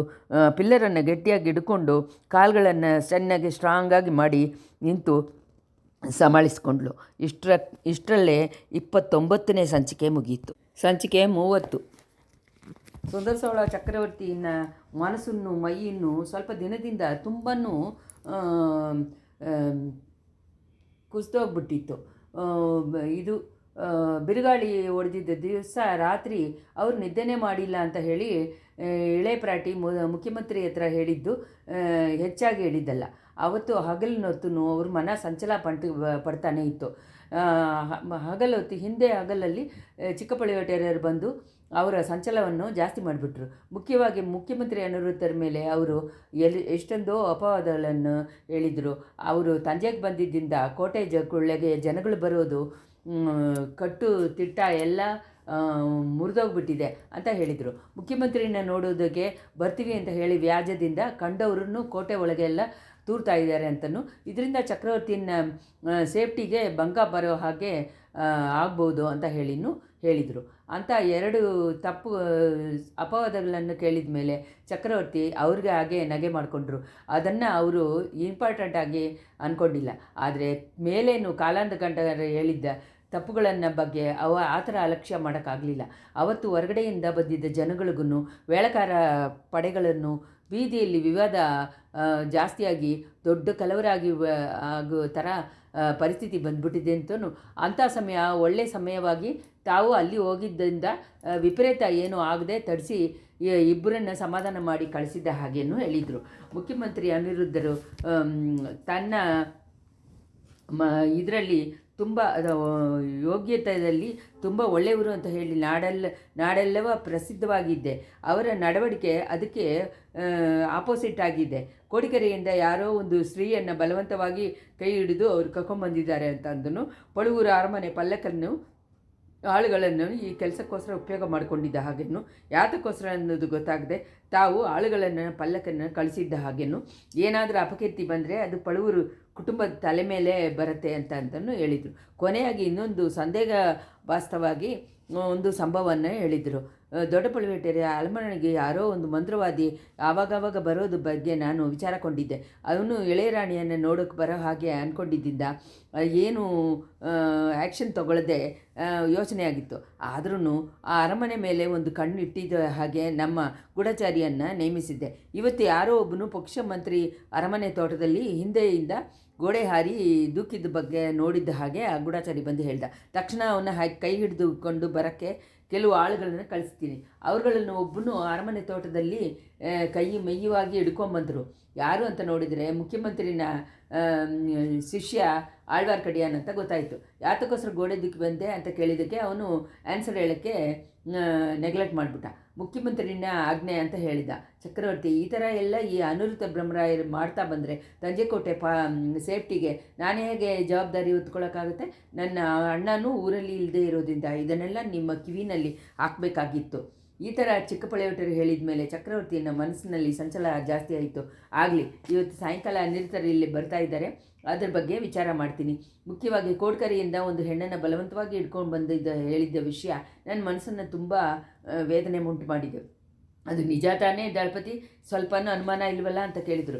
ಅನುಮಾನನೇ ಇಲ್ಲ. ಪಲ್ಲಕ್ಕನ್ನು ಎತ್ಕೊಂಡ್ಬಂದವರು ಅವ್ರ ಜೊತೆ ಬಂದಿದ್ದ ಸೈನಿಕರುಗಳು ನಿನ್ನೆ ಮಧ್ಯರಾತ್ರಿಯಲ್ಲಿ ನನ್ನ ಹತ್ರ ಬಂದು ಹೇಳಿದರು. ತಂಜೆಕೋಟೆಯನ್ನು ಹತ್ರ ಬಂದಾಗ ಬಿರುಗಾಳಿಯಲ್ಲಿ ಸಿಕ್ಕಿಕೊಂಡಿದ್ರಂತೆ. ಶಾಲೆಯಲ್ಲಿ ಒಂದು ಮರ ಹಾಗೆ ಜಾರಿ ಬಿದ್ದು ಕೆಲವರಿಗೆ ಅಪಾಯ ಆಯ್ತಂತೆ. ಸಿವಿಗೆ ಮೇಲೆ ಬೀಳದೆ ತಪ್ಪಿದ್ದು ದೊಡ್ಡ ಪುಣ್ಯ ಅಂತ ಹೇಳಿದರು. ಒಳ್ಳೆ ಸಮಯವಾಗಿ ಸ್ತ್ರೀಹತ್ಯೆ ದೋಷ ಬರದೇ ಹೋಯಿತು. ಇದ್ರ ಬಗ್ಗೆ ವಿಚಾರ ಮಾಡೋ ಹಾಗೆ ಆಳ್ವಾರ್ಕಡಿಯಾನ್ ಕೆಲಸವನ್ನು ಚಕ್ರವರ್ತಿ ತೀರ ವಿಚಾರಣೆ ಮಾಡಬೇಕು ಅಂತ ಹೇಳಿಬಿಟ್ಟು ಕಾಲಾಂಧಕಂಡರು ಚಕ್ರವರ್ತಿಯಿಂದ ಹೇಳಿಕೊಂಡು ಹೋದರು. ಅನಿರುದ್ಧರು ಬರೋ ಸಮಯದಲ್ಲಿ ಅಲ್ಲಿ ಇರೋಕ್ಕೆ ಚಿಕ್ಕಪಳ್ಳಿವಟರಿಗೆ ಇಷ್ಟಪಟ್ಟಿಲ್ಲ. ತಾರುಮಾರವಾಗಿ ಸಂಬಂಧವಿಲ್ಲದೆ ಇರುವ ಕ್ವಶ್ಚನ್ ಏನಾದರೂ ತಮ್ಮನ್ನು ಮುಖ್ಯಮಂತ್ರಿ ಕೇಳಿ ಹೆದರಿಸ್ಬಿಡ್ತಾರೋ ಅನ್ನೋ ಯೋಚನೆ ಅವ್ರ ಮನಸ್ಸಿನಲ್ಲಿಗೆ ಒಳಗೆ ಇತ್ತು. ಮುಖ್ಯವಾಗಿ ಚಕ್ರವರ್ತಿ ಹತ್ರ ಬಿರುಗಾಳಿ ಹತ್ರ ಅವಸ್ಥೆಗೆ ಆಗಿದ್ದ ಜನಗಳಿಗೆ ಹೆಲ್ಪ್ ಮಾಡೋಕ್ಕೆ ಪೊಕಿಷ ಶಾಲೆಯನ್ನು ತೆಗೆದುಬಿಡೋ ಹಾಗೆ ಅನಿರುದ್ಧರು ತಮ್ಮ ಮುಂಚೆನೇ ಮುಂಚೆನೇ ವಾಗ್ದಾನ ತೊಗೊಂಡ್ಬಿಟ್ರೆ ದೊಡ್ಡ ಹಿಂಸೆ ಆಗಿಬಿಡತ್ತೆ. ನಾಳೆ ಅಣ್ಣನ ಮುಂಚೆ ತನ್ನ ಮುಖವನ್ನು ಹೆಂಗೆ ತೋರಿಸೋದು? ಅನಿರುದ್ಧರನ್ನು ಬರ್ತಾ ಇರೋದನ್ನು ಅವತ್ತು ಬೆಳಗ್ಗೆಯಿಂದನೇ ಚಕ್ರವರ್ತಿ ಎದುರು ನೋಡ್ತಾ ಇದ್ದರು. ಆದರೆ ಸೂರ್ಯ ಅಸ್ತಮನ ಆಗೋ ಸಮಯದಲ್ಲಿ ತಾನೇ ಮುಖ್ಯಮಂತ್ರಿ ಬಂದರು. ಅವರ ದೃಢವಾದ ಮನಸ್ಸನ್ನು ಇವಾಗ ಸ್ವಲ್ಪ ಕಲಕ ಆಗಿತ್ತು. ಅವರು ಎಷ್ಟೋ ಜಾಗ್ರತೆಯಿಂದ ಹಾಕಿದ್ದ ಯೋಚನೆ ಎಲ್ಲ ತಪ್ಪಿ ಹೋಗ್ಬಿಡ್ತು. ಮಂದಾಕಿನಿ ಬಗ್ಗೆ ಏನಾದರೂ ಸುದ್ದಿ ಸಿಕ್ಕತ್ತೆ, ಆಮೇಲೆ ಚಕ್ರವರ್ತಿಯನ್ನು ಹೋಗಿ ನೋಡ್ಬೋದು ಅಂತ ಅವರು ಅರಮನೆಗೆ ಹೋಗೋದನ್ನು ತಳ್ಳಿ ಹಾಕ್ತಾಯಿದ್ರು. ಹಗಲಲ್ಲಿ ಆಳ್ವಾರ್ ಕಡೆಯನ್ನು ಬಂದು ದೊಡ್ಡ ಧರ್ಮ ಸಂಕಟವಾದ ಸುದ್ದಿಯನ್ನು ತಿಳಿಸಿದ. ಮೂಗೆ ರಾಣಿ ಹೋಗಿರಬಹುದು ಅಂತ ತಾನು ಊಹಿಸಿರುವ ಸಂದಿಂದ ಹೋಗಿದ್ದ ಹಾಗೆಯೂ ಒಂದು ಸ್ತ್ರೀ ಪಳವೆಟರೆ ಅರಮನೆ ತೋಟದ ಮದಿಲ ಮೇಲೆ ಹತ್ತಿ ದೂಕಿದ್ದನ್ನು ಅನಿಸಿತ್ತು ಅಂತ ಅಂದನು. ಅವಳು ಮೂಗಿರಾಣಿಯಾಗೇ ಇರ್ಬೋದು ಅಂತ ಹೇಳಿನು. ಅವನು ಆ ಮದಿಲು ಗೋಡೆ ಮೇಲೆ ಹತ್ತಿ ದೂಕಿದ್ದ ಹಾಗೇನು ತೋಟದಲ್ಲಿ ಹುಡುಕಕ್ಕೆ ಶುರು ಮಾಡೋ ಒಳಗೆ ಚಿಕ್ಕ ಪಳವೆಟರೆ ಆಳುಗಳು ಬಂದು ಹಿಡ್ಕೊಂಡದ್ದನ್ನು ಅವನಿಗೂ ಹೇಳಿದ. ಅವರುಗಳ ಹತ್ರ ನಿಜವಾದ ಇದನ್ನು ಕಾರಣವನ್ನು ಹೇಳೋಕ್ಕಾಗಲಿಲ್ಲ ಅಯ್ಯ. ಅದರಿಂದ ತಾನೇ ನಿಮ್ಮ ಹೆಸರನ್ನು ಹೇಳಿ ಬಿಡುಗಡೆ ಮಾಡಿಕೊಂಡು ಬರುವ ಹಾಗೆ ಆಯಿತು. ಇಂಥ ವಿವರ ಮುಖ್ಯಮಂತ್ರಿಗೆ ತುಂಬ ವಿಚಾರವನ್ನು ಉಂಟು ಮಾಡಿತ್ತು. ಈ ತಂಜಾವೂರು ಕೋಟೆ ಒಳಗೆ ಎಷ್ಟೊಂದು ಅರಮನೆಗಳಿದ್ದಾಗ ದೊಡ್ಡ ಪಳವೆಟರ ಮಾಳಿಗೆಯಲ್ಲಿ ತಾನೇ ಅವಳು ಪ್ರವೇಶ ಮಾಡಬೇಕು. ಬಹಿರಂಗವಾಗಿ ಆಳನ್ನು ಬಿಟ್ಟು ಹುಡುಕಕ್ಕನ್ನು ಹೇಳೋಕ್ಕಾಗಲ್ವಲ್ಲ. ಆದರೆ ಅದನ್ನು ನೋಡ್ಬೋದು. ದೊಡ್ಡ ಪಳವೆಟರ ಊರಿಲ್ಲದ ಒಂದು ವಿಧದಲ್ಲಿ ಒಳ್ಳೆಯದಾಯಿತು. ಅರಮನೆ ಸುತ್ತಲೂ ಕಾವಲನ್ನು ಹಾಕಿ ಇರ್ಬೋದು. ಅರಮನೆಗೆ ಒಳಗಡೆಯನ್ನು ನನಗೊಂದು ಆಳಿದ್ದಾನೆ, ಅವನಿಗೂ ಹೇಳಿ ಕಳಿಸ್ತೀನಿ. ಇದ್ರೂ ಈ ಓಡಕಾರ ಹೆಣ್ಣು ಎಷ್ಟೊಂದು ಧರ್ಮ ಸಂಕಟವನ್ನು ಉಂಟು ಮಾಡಿಬಿಟ್ಲು ಅಂತ ಹೇಳಿದರು ಮುಖ್ಯಮಂತ್ರಿ. ಸ್ವಾಮಿ, ಓಡಕಾರ ಹೆಣ್ಣು ಅಡ್ಡ ಬರಲಿಲ್ಲ ಅಂದರು ಮೂಗಿರಾಣಿ ನಿಮ್ಮ ಇಷ್ಟ ಹಾಗೆ ನಡೆದಿರ್ತಾಳೆ ಅಂತ ಹೇಳಿ ನಿಶ್ಚಯವಿಲ್ಲ. ಹೇಗಾದರೂ ಓಡಿ ಹೋಗೋಕ್ಕೆ ಟ್ರೈ ಮಾಡಿರ್ತಾಳೆ ಅಂತ ಅಂದ ಆಳ್ವಾರ್ ಕಡೆ. ನನಗೇನೋ ಒಂದು ನಂಬಿಕೆ ಇತ್ತು, ಇಷ್ಟು ದೂರ ಬಂದವಳು ಚಕ್ರವರ್ತಿಯನ್ನು ನೋಡದೆ ಹೋಗೋದಿಲ್ಲ ಅಂತ. ಆದರೆ ನಮ್ಮಿಂದ ಆಗಿದ್ದ ಎಲ್ಲ ಟ್ರೈ ಮಾಡಿ ನೋಡಿದ್ದೀವಿ. ಆದರೆ ಇನ್ಮೇಲೂ ಚಕ್ರವರ್ತಿಯನ್ನು ನೋಡೋಕ್ಕೆ ಹೋಗದೆ ತಡ ಮಾಡೋದು ಒಳ್ಳೆಯದಲ್ಲ. ನೀನು ಆ ಓಡಗಾರ ಹೆಣ್ಣನ್ನು ಕರ್ಕೊಂಡು ನನ್ನ ಜೊತೆ ಬಾ. ಇಬ್ಬರು ಯುವರಾಜರ ಬಗ್ಗೆ ಎಲ್ಲ ಸುದ್ದಿಗಳನ್ನು ಚಕ್ರವರ್ತಿಗೆ ತಿಳಿಸಿಬಿಡಬೇಕು. ಚಿಕ್ಕ ಯುವರಾಜರನ್ನು ಕಡಲಿಂದ ಕರೆಸಿದ್ದ ಓಡಗಾರ ಹೆಣ್ಣು ಸೀದಾ ಅದನ್ನ ಬಗ್ಗೆ ಹೇಳಿದರೆ ಚಕ್ರವರ್ತಿಗೆ ನಂಬಿಕೆ ಉಂಟಾಗ್ಬೋದು ಅಂತಂದರು. ಮುಖ್ಯಮಂತ್ರಿಯ ನಿವೃತ್ತರನ್ನು ಅವರ ಶಿಷ್ಯನು ಪೂಂಗೊಳಿನ ಚಕ್ರವರ್ತಿ ಅರಮನೆಗೆ ಹೋದರು. ಅರಮನೆ ಮುಂಚೆನೇ ಇಳೆ ಪ್ರಾಟಿನೂ ವಾಣತಿನೂ ಅವ್ರಗಳಿಗೋಸ್ಕರ ಕಾದಿದ್ರು. ಮೂಗಿರಾಣಿ ಸಿಗಲಿಲ್ಲ ಅನ್ನೋ ಸುದ್ದಿ ಇಳೆ ಪ್ರಾಟಿಗೆ ತುಂಬ ಯೋಚನೆಯನ್ನು ಉಂಟು ಮಾಡಿತ್ತು. ಅವಳು ದೊಡ್ಡ ಪಳವೂರು ಅರಮನೆ ತೋಟದಲ್ಲಿ ದೂರಿದ್ದ ಸುದ್ದಿ ಕಲಕವನ್ನು ಉಂಟು ಮಾಡಿತ್ತು. ಇದರಿಂದ ಏನೇ ವಿಪರೀತವಾಗಿ ಬರುತ್ತೋ ಅಂತ ಹೇಳಿ ವಿಚಾರನೂ ಉಂಟಾಯಿತು. ಅಯ್ಯ, ದೊಡ್ಡ ಪಳವೂರು ಮನ್ನರ ರಾಜನ ಮಾಳಿಗೆಯಿಂದ ಹೊರಗಡೆ ಬರೋಕ್ಕೂ ಸೊರಂಗ ದಾರಿ ಇದೆಯಂತಾನೆ. ಆ ದಾರಿಯಿಂದ ಹೋಗ್ಬಿಟ್ರೆ ಮುಖ್ಯಮಂತ್ರಿಗೆ ಮಂದಿತೇವನ್ನ ನೆನಪು ಬಂತು. ತಾಯೇ, ಆ ಜಾಗವನ್ನು ಕಂಡುಹಿಡಿಯೋದು ಅಷ್ಟು ಸುಲಭವಾಗಿರುತ್ತಾ? ಎಲ್ರಿಗೂ ವಾಳರ್ಕೊಳ ವಾಲಿಬನ್ ಥರ ಯುವಕನ ಥರ ಅದೃಷ್ಟಶಾಲಿಯಾಗಿರ್ತಾರ. ಆದ್ರೂ ಕೋಟೆಗೆ ಹೊರಗಡೆನೂ ಆಳುಗಳನ್ನು ನಿಲ್ಲಿಸಿರೋದಕ್ಕೆ ಏರ್ಪಾಡು ಮಾಡಿದ್ದೀನಿ ಅಂತ ಅಂದರು. ಆಮೇಲೆ ಆಳ್ವಾರ್ ಕಡೆಯನ್ನು ಪೂಂಗೊಳ್ಳಿನ ಇಳೆಪ್ರಾಟಿ ಹತ್ರ ಬಿಟ್ಟುಬಿಟ್ಟು ಮುಖ್ಯಮಂತ್ರಿ ಮಾತ್ರ ಚಕ್ರವರ್ತಿ ಮಲಗಿದ್ದ ಜಾಗಕ್ಕೆ ಹೋದರು. ಚಕ್ರವರ್ತಿನವರು ಅದರ ಪಕ್ಕದಲ್ಲಿ ಕೂತಿದ್ದ ವಾನಮಹಾದೇವಿನು ಯಾವಾಗಲೂ ಮಾಡುವ ಮರ್ಯಾದೆಗಳನ್ನು ಮಾಡಿಬಿಟ್ಟು ಬಿರುಗಾಳಿಯಿಂದ ಸೊಳನಾಡೆಲ್ಲ ಬಂದಿದ್ದ ಸೇದಗಳ ಬಗ್ಗೆ ವಿಚಾರಿಸಿ ತಕ್ಕ ಏರ್ಪಾಡು ಮಾಡಿಕೊಂಡಿರೋದ್ರಿಂದ ಬೇಗ ಬರೋಕ್ಕಾಗಲಿಲ್ಲ ಅಂತ ಚಕ್ರವರ್ತಿ ಹತ್ರ ತಿಳಿಸ್ಕೊಂಡ್ರು. ಆ ಏರ್ಪಾಡುಗಳ ಬಗ್ಗೆ ವಿವರಗಳನ್ನು ತಿಳ್ಕೊಂಡಿದ್ದಲ್ಲಿ ಚಕ್ರವರ್ತಿಗೆ ಸ್ವಲ್ಪ ತೃಪ್ತಿ ಉಂಟಾಯಿತು. ದನದಗದಿ ಇಲ್ಲದೆ ಇರೋ ಸಮಯದಲ್ಲಿ ನೀವಾದರೂ ಇವಾಗ ಇಲ್ಲಿ ಇದ್ದಿರಲ್ಲ, ಅದು ಒಳ್ಳೆಯದಾಯಿತು. ಆದರೆ ಇದು ಏನು ನಾನು ಕೇಳೋದು? ಕೋಡಿಕೆರೆಯಿಂದ ಯಾರೋ ಒಂದು ಸ್ತ್ರೀಯನ್ನು ಬಲವಂತವಾಗಿ ಇಟ್ಕೊಂಡ್ಬಂದಿದ್ದೀರಂತೆ. ಸ್ವಲ್ಪ ಮುಂಚೆ ಕೋಟೆ ದಳಪತಿ ಹೇಳಿದರು. ಬ್ರಹ್ಮರಾಯರೇ, ಈ ಥರ ನಡವಳಿಕೆಯನ್ನು ನಿಮ್ಮ ಹತ್ರ ನಾವು ಎದುರು ನೋಡಿಲ್ವಲ್ಲ. ಒಂದು ವೇಳೆ ಅದಕ್ಕೆ ತುಂಬ ಅವಶ್ಯಕವಾದ ಕಾರಣ ಏನಾದರೂ ಇರ್ಬೋದು. ಆ ಥರ ಆದರೆ ನನಗೆ ತಿಳಿಸ್ಬೋದಲ್ವ? ಅಲ್ಲ, ಎಲ್ಲರೂ ನಾನು ಕಾಯಿಲೆ ಬಿದ್ದವನು ಅಂತ ಹೇಳಿ ನನ್ನ ಹತ್ರ ಏನೂ ಹೇಳೋಕ್ಕಾಗಲಿಲ್ವ? ನನ್ನನ್ನು ಏನೂ ಕೇಳೋಕ್ಕೆ ಅವಶ್ಯಕತೆಯೂ ಇಲ್ಲ ಅಂತ ತಿಳ್ಕೊಂಬಿಟ್ರ? ಅರುಳ್ಮೊಳಿವರ್ಮ ಕಡಲಲ್ಲಿ ಮುಳುಗದೆ ತಪ್ಪಿಸಿ ಕರೆ ಬಂದು ಸೇರಿ ನಾಗಪಟ್ಟಣ ಬುದ್ಧವಕಾರದಲ್ಲಿ ಇರೋ ಹಾಗೆ ಕುಂದವೇ ಹೇಳ್ತಾ ಇದ್ದಾಳೆ. ಅದ್ರ ಬಗ್ಗೆ ಸಂತೋಷ ಪಡೋದ ವಿಚಾರ ಪಡೋದ ಅಂತ ನನಗೆ ಗೊತ್ತಾಗಲಿಲ್ಲ. ಕರೆಯೇ ಅರಿದವನು ಯಾಕೆ ಈ ಜಾಗಕ್ಕೆ ಬಂದಿಲ್ಲ? ಅವನು ತಪ್ಪಿಸಿ ಹೊರಗಡೆ ಬಂದು ಭದ್ರವಾಗಿ ಇರುವ ಸುದ್ದಿಯನ್ನು ಯಾಕೆ ಇಷ್ಟು ತನಕ ನನ್ನ ಹತ್ರ ಯಾರೂ ಹೇಳಿಲ್ಲ? ಮಂತ್ರಿ, ನನ್ನನ್ನು ಸುತ್ತಲೂ ನಾನು ಅರಿಯದೆ ಏನೇನೋ ನಡೀತಾ ಇದ್ದೆ. ನನ್ನ ರಾಜ್ಯದಲ್ಲಿ ನನಗೆ ಗೊತ್ತಿಲ್ಲದೆ ಎಷ್ಟೊಂದೋ ಕೆಲಸಗಳು ನಡೀತಾ ಇದೆ. ಇಂಥ ಪರಿಸ್ಥಿತಿಯಲ್ಲಿ ಉಸಿರಿಂದ ಇರೋದಕ್ಕಿಂತ ಅಂತ ಹೇಳಿ ಚಕ್ರವರ್ತಿಗೆ ಹೇಳಿ ಬಂದಾಗ ಅವ್ರ ಗಂಟ್ಲು ಕಟ್ಕೊಂಡ್ಬಿಡ್ತು, ಕಣ್ಣಲ್ಲಿ ನೀರು ತುಂಬಿತ್ತು. ಅಡ್ಡ ಮಾಡಬಾರ್ದು ಅಂತ ಹೇಳಿ ಮರ್ಯಾದೆಯಿಂದ ಇಷ್ಟೊತ್ತು ಸುಮ್ಮನೆ ಇದ್ದಿದ್ದ ಅನಿರುದ್ಧರು ಇವಾಗ ಅಡ್ಡ ಮಾಡಿ, ಪ್ರಭು ನಿಲ್ಲಿಸಿ, ನಿಮ್ಮ ಜೊತೆ ನನಗೆ ಗೆಳೆತನ ಉಂಟಾಗಿ 40 ವರ್ಷ ಆಯಿತು. ಇಷ್ಟು ವರ್ಷಗಳು ನಿಮ್ಮ ಒಳ್ಳೆಯದಕ್ಕೆ ಅಂತ ಮಾಡಿದ್ದೀನಿ ಹೊರತು ಎದುರಾದ ಕಾರ್ಯ ಯಾವುದೂ ನಾನು ಮಾಡಿಲ್ಲ, ಇನ್ನೂ ಮಾಡಲ್ಲ. ನಿಮಗೆ ವೀಣಾಗಿ ಹಿಂಸೆ ಕೊಡೋದಕ್ಕೆ ಅಂತ ಇರಬೇಡ ಅಂತ ಹೇಳಿ ಕಾರಣಕ್ಕೆ 2 ವಿಷಯಗಳನ್ನು ನಿಮ್ಮ ಹತ್ರ ಹೇಳದೇ ಬಿಟ್ಟಿರ್ಬೋದು. ಅದು ತಪ್ಪಾಗಿದ್ದರೆ ಕ್ಷಮಿಸ್ಬಿಡಿ. ಇವಾಗ ನೀವು ಕೇಳಿದ್ದಕ್ಕೆಲ್ಲ ಆನ್ಸರ್ ಹೇಳ್ತೀನಿ. ಕರುಣೆ ಇದ್ದು ಸೈಲೆಂಟಾಗಿದ್ದು ಕೇಳಬೇಕು ಅಂತ ಹೇಳಿ ತುಂಬ ಬೇಡ್ಕೊಂಡ್ರು. ಮುಖ್ಯಮಂತ್ರಿ, ಈ ಜನ್ಮದಲ್ಲಿ ನನಗೆ ಮನಃಶಾಂತಿ ಅನ್ನೋದೇ ಇಲ್ಲ. ಮುಂದಿನ ಜನ್ಮದಲ್ಲಿ ಆದರೂ ಮನಃಶಾಂತಿ ಕಿಟ್ಟತ್ತಾ ಅಂತ ಗೊತ್ತಿಲ್ಲ. ಆದ್ರೂ ನನ್ನ ಮಕ್ಕಳು, ನನ್ನ ಗೆಳೆಯನು, ಮುಖ್ಯಮಂತ್ರಿನೂ ನನಗೆ ಎದುರಾಗಿ ಸಂಚು ಮಾಡುವಾಗ, ಪ್ರಭು ನಿಮಗೆ ಎದುರಾಗಿ ಸಂಚು ಮಾಡೋರು ಯಾರು ಅನ್ನೋದು ಬೇಗನೆ ನಿಮಗೆ ತಿಳ್ಕೊತೀರ. ಅಂಥ ಪಾತಕಕ್ಕೆ ನಾನು ಮಾತ್ರ ಯಾವಾಗಲೂ ಒಳ್ದವನಲ್ಲ. ಇಂಥ ಮುಖ್ಯಮಂತ್ರಿ ಪದವಿಯನ್ನು ಇವಾಗ ನಾನು ಹೆಸರಿಗೆ ಅಂತ ಇಟ್ಟುಕೊಂಡಿದ್ದೀನಿ. ದೊಡ್ಡ ಪಳವೇಟರ ಹತ್ರನೇ ಇದನ್ನು ಕೊಟ್ಟುಬಿಡ್ತೀನಿ ಅಂತ ಹೇಳಿ ಮುಂಚೆನೇ ಎಷ್ಟೋ ಸತಿ ಹೇಳಿದ್ದೀನಿ. ಇವಾಗಲೂ ಅದಕ್ಕೆ ಸಿದ್ಧವಾಗಿದ್ದೀನಿ. ನನ್ನ ಹೆಸರಲ್ಲಿ ಸ್ವಲ್ಪವಾದರೂ ತಮಗೆ ಅದೃಪ್ತಿ ಇದ್ದರೆ, ಹೌದು ಮುಖ್ಯಮಂತ್ರಿ ಹೌದು, ಎಂಥ ಸಮಯದಲ್ಲೂ ನನ್ನನ್ನು ಕೈ ಬಿಟ್ಟು ಹೋಗ್ಬಿಡಬೇಡ ಅಂತ ಹೇಳಿ ನೀವೆಲ್ಲರೂ ಹೋಗ್ಬಿಡೋಕ್ಕೆ ಎಲ್ಲರೂ ಸಿದ್ಧವಾಗಿದ್ದೀರ. ನನ್ನ ಉಸಿರು ಪ್ರಾಣ ಹೋಗೋ ತನಕ ನನ್ನ ಜೊತೆ ಇದ್ದು ಸಾಯೋವಳು ಈ ಮಲೆಮಾನ್ ಮಗಳು ಒಬ್ಬಳೇನೆ ಅಂತ ಹೇಳಿಬಿಟ್ಟು, ನಾನು ಮಾಡಿದ್ದ ಎಷ್ಟೋ ಪಾಪಗಳ ಮಧ್ಯದಲ್ಲಿ ಇನ್ನೂ ಸ್ವಲ್ಪ ಪುಣ್ಯನ ಮಾಡಿದ್ದೀನಿ. ಆಗಿಂದನೇ ಇವಳನ್ನು ನನ್ನ ಬಾಳಿಗೆ ಹೆಲ್ಪ್ ಮಾಡೋಕ್ಕೆ ಅಂತ ಅವಳನ್ನ ಹೆಂಡತಿಯಾಗಿ ಪಡ್ಕೊಂಡೆ ಅಂತ ಹೇಳಿದರು ಚಕ್ರವರ್ತಿ. ಈ ಮಾತನ್ನು ಕೇಳಿದನು. ಚಕ್ರವರ್ತಿ ಹತ್ರ ಇದ್ದ ಮಂಚದಲ್ಲಿ ಕೂತಿದ್ದ ವಾನಮಹಾದೇವಿಗೆ ಅಳು ಬಂದುಬಿಡ್ತು. ಅವಳು ತಕ್ಷಣ ಎದ್ದು ಪಕ್ಕದಲ್ಲಿ ಇರೋರು ಕೋಣೆಗೆ ಹೋದ್ಲು. ಮಲೆಮಾನ್ ಮಗಳನ್ನು ಬೈತಿ, ನೀವು ಹೇಳಿದ ಒಂದೊಂದು ಮಾತನ್ನು ಸತ್ಯ.